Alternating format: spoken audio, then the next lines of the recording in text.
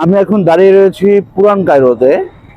পুরান কায়রোর সূর্য ডুবে যাচ্ছে, আর হচ্ছে কায়রো শহরের প্রাচীরগুলো এখনো দাঁড়িয়ে আছে, যা মনে করিয়ে দেয় হাজার বছরের ইতিহাস।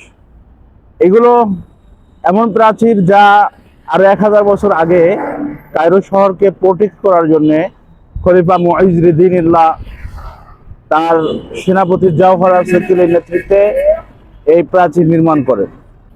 এটাকে বলা হয় বাবুল ফুতুহ। আজ প্রবেশ করব এই গেট দিয়ে। এই গেট দিয়ে প্রবেশের সময় মনে হচ্ছে যেন আমি চলে যাচ্ছি হাজার বছর আগের কোনো ইতিহাস এবং ঐতিহ্যের মধ্যে। দেখা যাক, প্রবেশ করতেছি জাওহার আল-সেকিলের নির্মাণকৃত সেই গেট দিয়ে। আমরা এই গেট দিয়ে হাঁটতেছি, এই রাস্তা দিয়ে হাঁটতেছি, মনে হচ্ছে যেন ইতিহাসের মধ্যে হারিয়ে যাচ্ছি।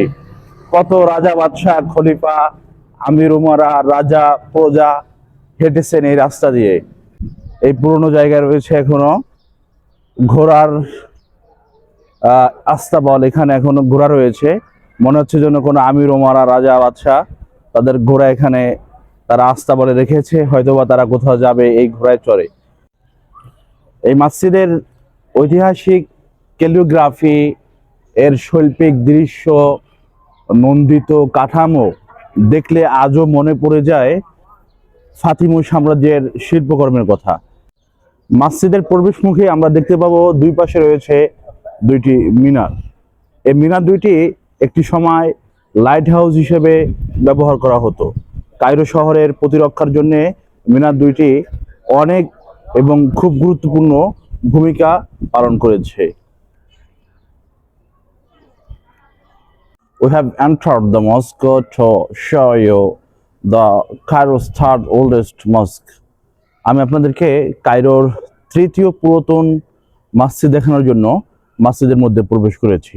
আল আজহার ইউনিভার্সিটির যে আল আজহার মসজিদ রয়েছে, সে আল আজহার মসজিদের পরেই কায়রোতে যতগুলো পুরাতন মসজিদ রয়েছে তার মধ্যে এই মসজিদটি অন্যতম।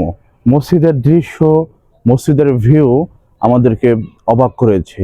এই মসজিদের নান্দনিক দৃশ্য, মসজিদের সৌন্দর্য, মসজিদের অবকাঠামো এবং নির্মাণের শৈলী দেখে আমাদেরকে মনে করিয়ে দেয় ফাতিমি সাম্রাজ্যের কথা, যা এই শহরে রাজত্ব করেছিল আরো 1000 বছর আগে।